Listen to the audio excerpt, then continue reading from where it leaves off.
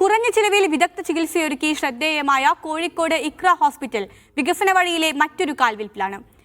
എം.ഇ. Meeran super speciality block and liver സെന്ററാണ് പുതിയ ചുവടുവയ്പ്.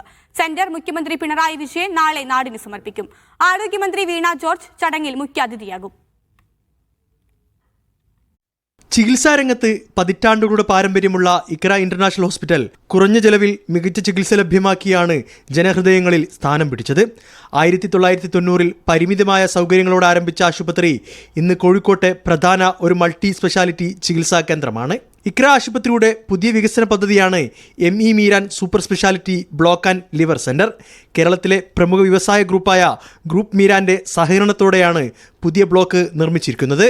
അത്യാധുനിക സൗകര്യങ്ങളോടെയുള്ള ലിവർ സെന്റർ കേരളത്തിലെ ആരോഗ്യമേഖലയിൽ വലിയൊരു മാറ്റത്തിന് തുടക്കം കുറിക്കുമെന്ന് ഗ്രൂപ്പ് മീരാൻ ചെയർമാൻ നവാസ് മീരാൻ പറഞ്ഞു. ഇതിൻ്റെ ഒരു ഏറ്റവും വലിയൊരു അഡ്വാൻറ്റേജ് ഞാൻ കാണുന്നത് മറ്റു ഹോസ്പിറ്റലുകളിൽ പെർഫോം ചെയ്യുന്ന എല്ലാ ഓപ്പറേഷൻസും ഇവിടെയും ഈ ഹോസ്പിറ്റലിലുമുണ്ട്.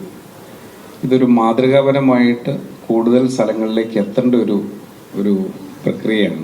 നമ്മൾ സമൂഹത്തിന് എന്തെങ്കിലും ചെയ്യുമ്പോൾ അത് സമൂഹത്തിന് പ്രയോജനം കിട്ടണം എന്നുള്ള ഉദ്ദേശത്തോടു കൂടിയിട്ടാണ് ഇക്രയുമായിട്ട് സഹകരിച്ച് ഈ ഒരു ഇനിഷ്യേറ്റീവ് ഞങ്ങൾ ഫാമിലി തീരുമാനിച്ചത്.